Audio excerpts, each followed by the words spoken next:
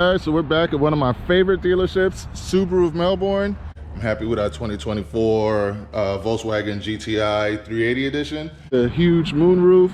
And this is like, I think they're pretty much evenly matched as far as like trim level. Yeah, there's love, there's hate, lies and games, faith. All right, everybody, welcome back to the channel. And in today's episode, we're going to compare our 2024 Mazda CX-90 to a 2023 Subaru Ascent Limited. And the reason why we're doing that is, well, first let me just explain. Like, I love our Mazda CX-90. Like, it feels really special. Like, it looks good. Like, when you drive it, you feel like you're in, like, really, you know, you feel like you're doing well in life, pretty much. Like, you know, from the seats to the way it drives to the inline six, the straight power, like you know, it feels very special and it's nice. But this is the wife's vehicle, you know? So I got to thinking, I was like, you know, I miss being part of that Subaru family. And let me just say, like, the dealership where I bought my 23 WRX from, Subaru Melbourne, it's literally one of the best dealerships I've ever dealt with. And if I could, I would buy all my cars through them. They're just like a pleasure to deal with, from the buying process to taking it into service, the service manager, the service advisors. Everybody's just really cool, and it's just a great family to be a part of, you know, with that dealership specifically. And almost any Subaru dealership that I've ever dealt with have been really nice. Like Subaru Pembroke Pines, they're pretty awesome as well. Like, just the Subaru community as a whole. But I started, after driving the wife's CX-90, I was like, man, you know, she's got a big boy SUV. I might need to get me one of those too, because I love the way it feels when you drive it. Just, you know, you're high up and the power, it feels indestructible when you're in it. It's just like it's a nice feeling. And then the luxury definitely helps as well. And then I was like, what's another way that I could get that feeling and get back into the Subaru community as well? You know what I mean? Because like I said, I miss having a Subi. And don't get me wrong, like, I'm happy with the vehicles that I have here. Like, I'm happy with our 2023 Honda Civic Type R. I'm happy with our 2024 Volkswagen GTI 380 edition. Like, they're awesome cars, but, you know, maybe I want to add an SUV to the squad for me, you know? So what's the best SUV that I could come up with that could compete with the wife's CX-90 is a Subaru Ascent. So we're gonna head over to Subaru of Melbourne, and we're gonna compare both the Subaru Ascent to my wife's CX-90. And you guys can comment below, let me know which one you think is the better vehicle, which one do you prefer, and would you like to see us add an Ascent onto the channel? But without further ado, let's head out. All right, guys, so we're back at one of my favorite dealerships, Subaru of Melbourne, and we got an awesome comparison test for you today. We have a 2023 Subaru Ascent Limited, that's the trim level, going up against our so it's a 2023 model year. I know there's some slight changes on the 2024 model years, and we'll do a review on one of those later on. But yeah, we're going to compare it to our 2024 Mazda CX-90. This is the preferred trim. So it's a 3.3 inline turbo 6, and I think that this, yeah, so trim level for trim level, I think that these are pretty well matched. They're pretty much like on par with each other, right? So first, let's go into just the looks. And I know looks are objective, but you guys comment below and let me know which one you think looks better. So I personally like the styling. It's a little bit more manly, a little bit more aggressive for me on the Subaru Ascent. I like the Subaru Ascent.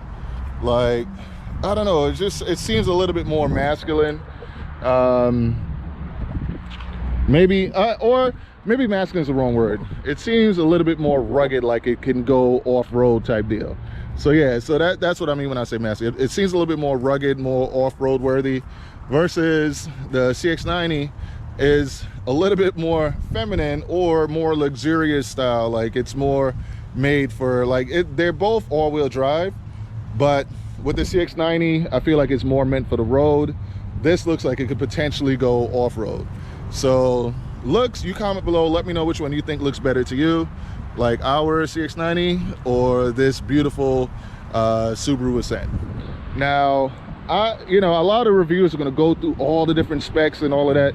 I'm just going to talk about what it feels like, what the I guess feel is like if you owned one of these, you know what I mean?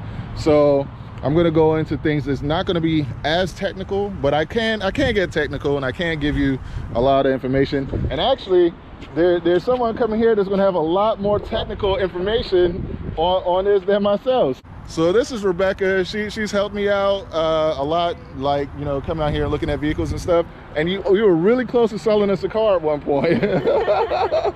So next one. Yeah, man, next one for sure. So yo, any of you guys that are watching right now, if you want to get a new Subaru or any car over here at Subaru Melbourne, hit up Rebecca. Do you want to give him your number, or? Yeah, I'll do it. All right. 321-423-9581. All right, say that again. 321-423-9581. All right, so yeah, hit up Rebecca at that number. I'll write it here in the video so you guys can see, but definitely hit her up. She's super friendly and awesome, and she doesn't bite, right? No. Yeah. Don't be smooth. Bye, have a great night. All right, you too, take care. So yeah, so we're gonna have Rebecca come out here, and she'll probably help out with some of this. But let me just go over, like, there's some major differences in some of the features that you get, right? So on the CX-90 here, on the trim level that we got, I think it's called Preferred Plus, or I'll write in the exact trim level underneath there. We just got it, so don't get mad at me for not knowing the exact trim level. I'll write it in right here so you can see. But you can see with this one, we don't get a moonroof, we get like a sunroof. On the Subaru side, you get like a long moonroof right there. And this one was like 47,000 here. I believe ours was right around there, like 45, 46,000. And just interior wise, so you have white leather here, and ooh, it looks like this extends out. Let me see, how would you, oh yeah, it does. So you have seats that extend out here. Like let's go over to the CX-90. We do not have that, but this has like leather here, not that soft touch, but it's leather here, leather here, leather here, leather here. Now let's go over to the CX-90. Also, this has a roof rack built in. We have sort of a roof rack. But you can see the difference. One is more luxurious, one is more like off-roadish, right? So, all right. So yes, we have leather in here as well, but there's a different color here, whereas on the Subaru it's like white leather all the way around. We do have like this nice texture right here, and this is like a softer feeling there, but I actually like the interior of the Subaru a little bit better because it's all kind of like that white leather. This is two-tone. I don't really like, as you guys saw when I did the Acura Integra Type S, I don't really like the two-tone type stuff that much. But I do like how this looks in here. The center console and everything just looks extremely luxurious and nice. Like, we have, like, you know, double right there. Now, one thing I do not like in the Mazda, it's very frustrating to me, is that all of the connectivity points are all USB-C jacks. They're all USB-C, so there's no regular USB. I had to go get this put in there to where I can plug in my USB, use my my regular USB jack. And yeah, so I'm not a fan of that. Let's go back and check inside the Subaru. I think Subaru has actually both. So let's check here and see. Yes, so Subaru has a regular USB plus a USB-C, and it has a headphone jack. And I'm guessing this button is for like an all-around view. Let's start it up and see. Let's start it up and see real quick. All right, I think whoever was in here had the music up, so I got to turn that down. All right, so one of the things that I love about the Subaru Ascent here is that you have this huge screen compared to the smaller screen in the Mazda CX-90. You have built-in navigation by TomTom, whereas with the Mazda you can add a built-in navigation, but you have to go ahead and we're going to do it. You have to add the it's like a a memory card that you have to put in there to get the navigation. Like, and if all of you say, oh, you could just use Android Auto or Apple CarPlay, what if you don't have like what if you have some weird phone that doesn't have either one of those? Or what if you're out someplace hiking somewhere and you lose your phone and you want to have like a built-in, you know, navigation to, you know, to get you home? That's another thing. So yeah, on the Subaru, so that's a plus for the Subaru there. You also have heated steering wheel, which you can see right there. I think this has eyesight, so it has a lot of great driving features. This, what we don't have in the Mazda CX-90, this one has L1, L2, you know, it has memory seating. A lot of cool things that this has that I'm seeing the Mazda CX-90 does not have. I think this right here, maybe some of the monitoring things in here. So yeah, not that happy about that, but it is what it is. The one thing that I know this is going to have better than the Mazda CX-90, like just from me having my Subaru WRX, is this right here, the Harman Kardon sound system. So this like really puts this over the top. Plus, look at a huge moonroof, guys. Look at that, like huge moonroof, right? And then let's get into the rear seating now. So my wife really wanted like bench seating, but you know, so we can have all three car seats, you know, just in the second row. So, but this you can get with both. You can get it with bench seating or with captain seats like this. This is what the rear seating situation looks like in the back here. And then back here you have your climate control, and they hook you up with a regular USB outlet as well as USB-C. Oh yeah, Q's gonna call that out for being poverty spec. You get that on high trim, but then you get these cup holders down here. All right, so I think this is pretty cool. You got two pockets in the back there. And then I think let me see, oh yeah, so to move this forward, you can get into the back seat just by like releasing that handle right there. I like how they have the, you know, the rubber packing on the back there, you know. This is and actually I sat back here, and at 6'6" I was actually able to fit. So this is a usable third row seating. You got the tweeters in the back there and cup holders and all that fun stuff. So yeah, I like it in the back here. Now let's go into the Mazda. Yeah, so one thing I really do not like is that they only have USB-C. Like that kind of sucks for me. But we do have nice mats that say CX-90, so that is really nice. And yeah, so we got the third row seating in the back here, so that's a major difference. But same thing, we have climate controls in the back here, and there you go, you got the two USB-C routes there. Mazda, if you're listening, give us a regular USB, man. We want a regular USB. Give us the option, you know. But it's cool, same thing. So you have the climate control in the back there, and let me see, yeah, so this is how you would get back there to the third row seating. Oh man, this is how new I am to this. We didn't even take the plastic off of the seats in the back, and I think there's good enough room back there. Like if you're in a pinch and you need to get an adult back there, you can make it work. And plus you can adjust where the seat bites as far as like how far you want to push it back, so you can adjust that, so you can have it like there, you know, or push it back further by gripping down here and push the seat back. And then we can hold this up here and adjust the seating, have it tilt back a little bit more, just like that.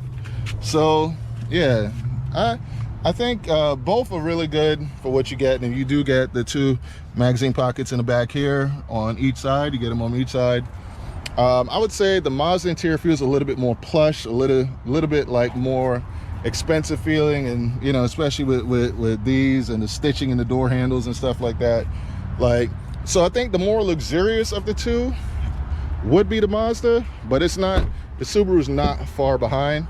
But I feel like the Subaru is a little bit more family friendly as far as like some of the features that it comes with it, you know, and the ruggedness of it.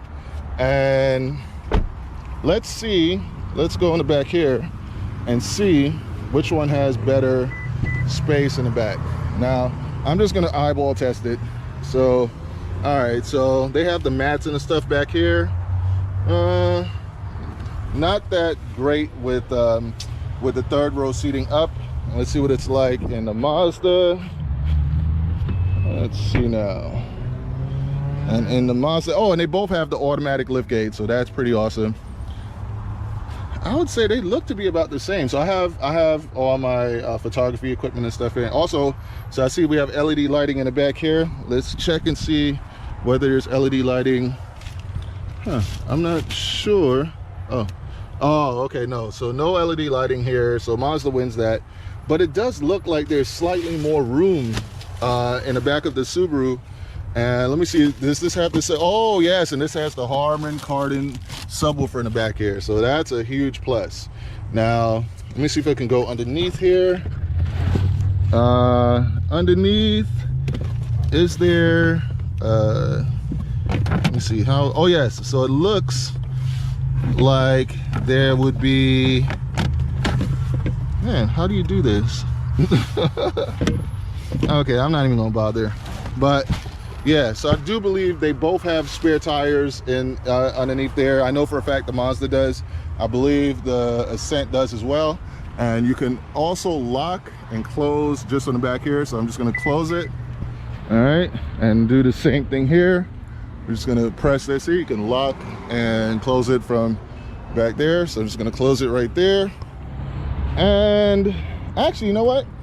I'm gonna open this back up because I want to see what it looks like with the third row down. So let's go ahead, and just to prove, this one does have a spare tire. Oh, it's underneath there, but there, yeah, it does have a spare tire. I think they both have the same thing. So let's go ahead and put the third row seating down. Do the same thing here. You just pull that, push it down, bam. Tons and tons of space and room there.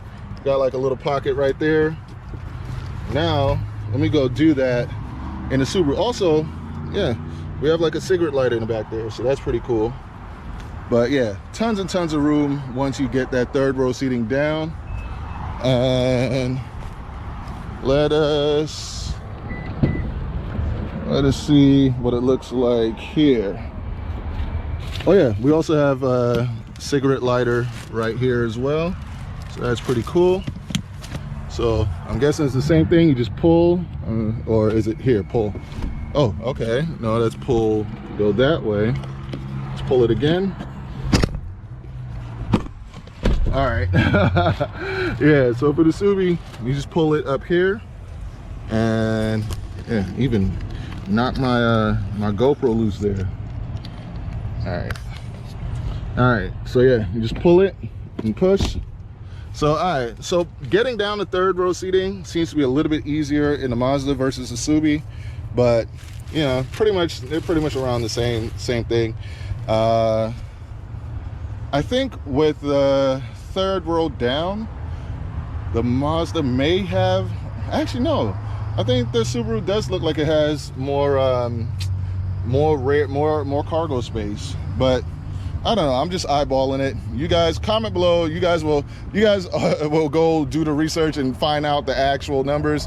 You do that. That's how you interact with the Race Car Friends channel, all right? Because I'm not the guy for all the, you know, the nerd out numbers on these like cargo space and stuff like that. Like I'm more into like, you know, the Race Car Friend type stuff, you know? So let's, in that spirit, look at these wheels. Which wheel do you like better? I like the wheel here, and I also like the wheel on a Mazda, but same thing. This looks a little bit more rough and rugged and off-road-ish. This looks a little bit more luxurious. They both got like the black little cladding there, but you can get this Mazda with body color match. Not sure if you can do that with the Subi, but let's see now. Let's go underneath the hood. Let's go underneath the hood. So I definitely like the front, that aggressive look of the front. This is a little bit more aggressive. This is a little bit more smooth, but let's see. Does this have a prop rod or? Yes, it definitely has a prop rod. So like he was saying, this is like the 2.4 liters. This is pretty much the same engine that I have in my Subaru WRX. It's very good, pretty efficient, and it gets the job done, you know, and it's a very reliable motor as well. It's been in the Ascent for a couple years now. So very simple, and you can see everything. I love how you can see everything. You have access to the intercooler, you know, just at the intake plenum, like everything is just right there for you, you know, intake right there. So let's see what it looks like on the Mazda. Let's open this bad boy up.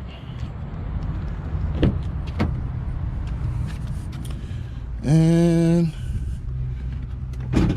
there we go.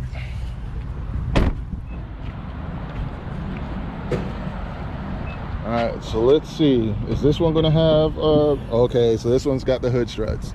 So yeah, got the hood struts, but then, so this is an inline 6 turbo motor with an electric assist, but you know, not much to speak of. But you can't really see anything underneath the hood unless you turn this and turn this here. Then you can lift this up, and you're still not seeing much because then there's like another, you know, hood cover right there. But yeah, so this is a straight 6, an inline 6, and I think from driving it, it feels amazing. I think that's the selling point with this engine, is how it drives. It drives amazing. It feels very fast for an SUV. But I also feel like the Ascent feels fast for an SUV, because I drove, you know, I test drove one of those, and I'll put in a quick clip right here so you can see what I'm talking about. Like this, you know, this is a very fun driving SUV as well. So couple places where the Ascent is winning. The Ascent is winning with the big screen with the built-in navigation. It seems a little bit more off-road worthy in case you needed to go off-road. It has the huge moonroof, and this is like, I think they're pretty much evenly matched as far as like trim level. So it has a lot of that going for it. And then if we were to say where the Mazda is winning, it's a little bit more elegant looking, a little bit more luxurious, a little bit more for the streets versus like this can go more off-road. I do not like the fact that it has only USB-C and it has a smaller screen. You know, the Ascent has the bigger screen. It also has the option of a regular USB along with the USB-C, but they're pretty much priced accordingly. They're both, you know, pretty much evenly matched price-wise. So a lot of this will come down to preference. If you want the turbo 4-cylinder or if you want the turbo 6, I'm not sure which one would get better on gas, but I feel like it may potentially be the Subaru, maybe slightly better on gas versus the Mazda. But you know, actually I'll look it up, and if I have the time I'll put it in the video so you guys can see. But ideally I would like to have this Subaru Ascent, and then my wife can have the Mazda CX-90. But yeah, man. Oh, before I go, man, I want to shout out the whole MOC. Let's shout out Cutie Chaotic, Blueprint 1 Ali, and 100 Gang Nate. And I want to ask you guys, right, or everybody in the MOC, comment below and let me know right now, which one looks better to you? And just don't worry about my feelings, just keep it real. Just as you're looking at both of them right now, which vehicle looks better to you, and let me know why. All right, and that's it for this video. Hope you guys enjoyed this one. Race Car Friends out. All right, so yeah, this time we did a small grocery run here, and you see the CX-90 took it like it's nothing. But yeah, man, and I'll put in a clip when we did a bigger grocery run and we filled up everything, and it still took it like it was nothing. So CX-90 for the win as far as grocery goes.